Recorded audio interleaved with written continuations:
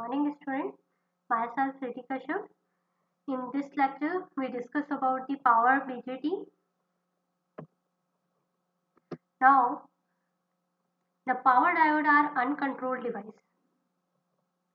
In other words, we can say their turn on and turn off process characteristics are not under the control.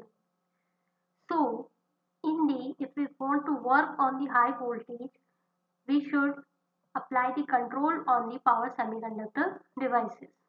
So, the power transistor is process control characteristics, and these are turned on when the current signal is given to the base, or in other ways and the control the its characteristics.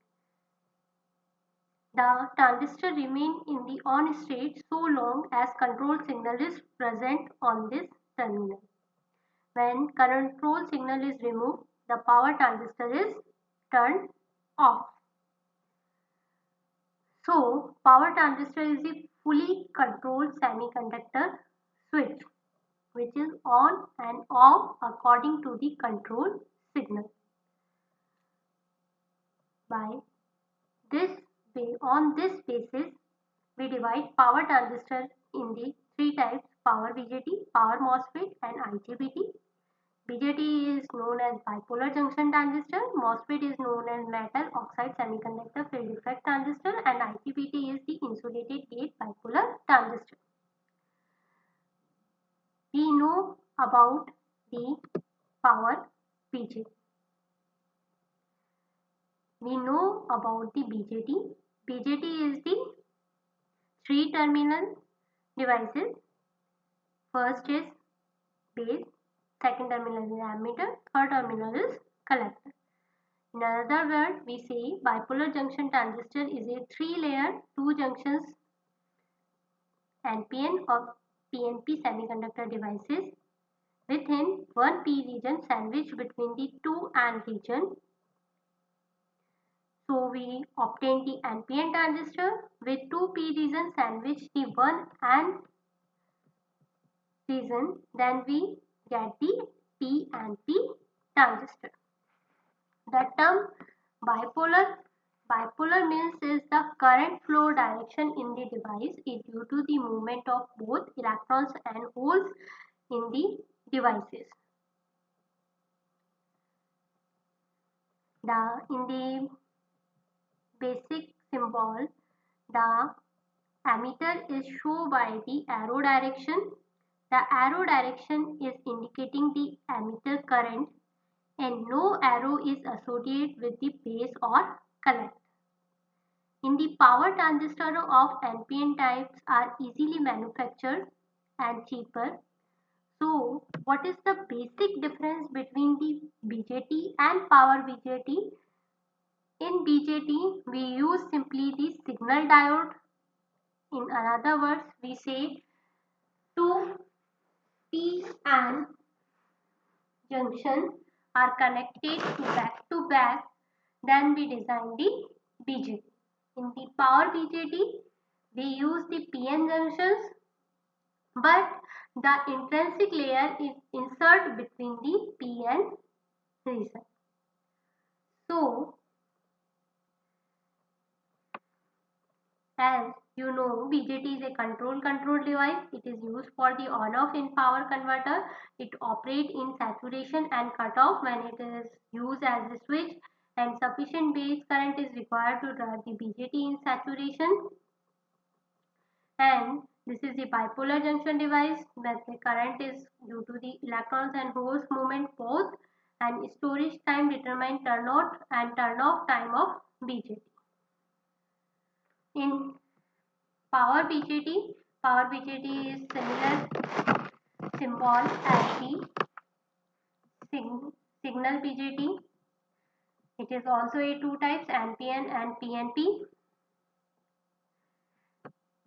Basically, NPN transistor is mostly used as compared to PNP transistor due to the power switching speed in NPN transistor is more because the majority carrier is more in the NPN transistor. The thickness of this region determines the breakdown voltage of power diode. As we discussed earlier, in the BJT we use, in power BJT we insert the N minus layers for the working in the high voltage, as we discussed in the power diode. So here the diffusion is similar as we discussed in the power diode. Now this is the static characteristics and basic characteristic, which is known as the VI characteristics of power BJT. This is the basic circuit for NPN transistor, and this is the input characteristics and output characteristics of the power BJT. And the input characteristics is rho between the input terminal, and output characteristics is rho between the output terminal of BJT. Input terminal of BJT is there the between the base and ammeter, and output characteristics terminal between the collector and emitter. And here we use the common ammeter configuration. Here a graph between the base current and base ammeter voltage is given as the input characteristics, and we keep the constant VCE, and in the output characteristics we draw between the collector current and collector ammeter voltage and keep the base current is constant. Now next is switching characteristics. Switching characteristics basically we read the basic parameters which is define the working of the power semiconductor devices. We read these parameters, how to these parameters vary according to the times. And switching characteristics basically that depend on the two timings, and on and off timing. On timing, T on time period, that is the on time period, which is known as the device is come in the completely on state, and turn off timing is known as the time which is needed to the device to come into the completely off state. It means T on time period we read the device is come in the on state, means reverse to forward bias condition in how much time is taken by the device. In the turn off time period we discuss the how much time is device is needed to come from reverse reverse bias to forward bias. As you see in this diagram, there is the we read the 4 parameter basically according to the time. IB base current, base ammeter voltage, IC is collector current, and IVC is collector ammeter voltage. We read on this parameter according to the time because we read the studies the input and output characteristic of this BJT according to this, that is the VI characteristics. Now VB is the input voltage which is applied on the base terminal of the common ammeter configuration.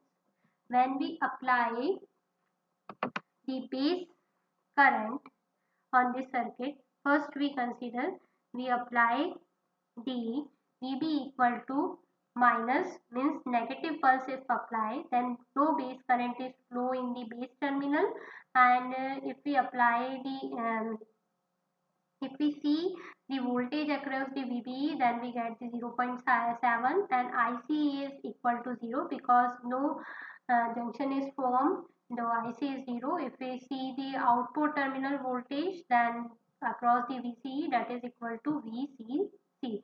If at the time of T1 when we apply VBE is positive, then the IB is rise to IB1 and VB rise gradually from the minus V2, and IC began to rise from 0, and VCE start falling from its initial value VCE.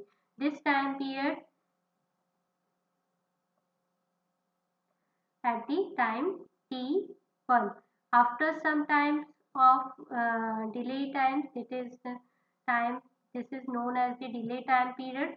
And then the time after the TD, that is in the TD, the IC is rise from 0.1 IC to 0.9 ICS. VCE fall from the 0.9 VCC to 0.1 VCC. Rise time depend on the transistor junction capacitance, and T-on is uh, order to 30 to 300 microseconds. So this time period where we define the delay time period and rise time period is total time period is known as T-on, turn on time period of transistor. After the time period of T rise, the all condition is set to its initial condition and final condition. The transistor is completely in on condition. At the time of T2, if we apply the negative pulse, then transistor is come into the forward bias condition to reverse bias condition. It means they are come out the saturation region to cutoff region. So at the time of T1, when we apply the negative pulse on this, then the base current is goes to the negative. IB is rise to IB1, BB rise gradually from minus V2, IC begin to, sorry. In case of transistor turn off, the VB, IB are reversed. At the time of T2, VB is reversed from the V1 to minus V2, IB is changed from IB1 to minus IB2, IB to remove excess charge carrier from the brace, and this time period is known as the TS. TS is required to remove the excess carriers is called the storage time. After TTS, IB2 began to the decrease towards to 0 and transistor come out from the saturation only offer TS. At the time of TS, ICs fall from ICS to 0.9 ICS, VCE rise from this VCE to 0.1 VCC, and negative input voltage enhance the process of remove of excess carrier from base and hence the reduce the storage time, therefore the turn off time. After TDS, that is the time period after TDS, IC is dropped from 0.9 ICC to 0.1 ICC and VCE rise from 0.1 VCC to 0.9 VCC, and this time period is known as the TF, that is the falling times period, and the time of combination storage time and the falling time is known as the T of time period, that is the turn off time period. And Tn is the known as the conduction period of transistor where the BJT and transistor is completely on, and T off is time period when device is completely off.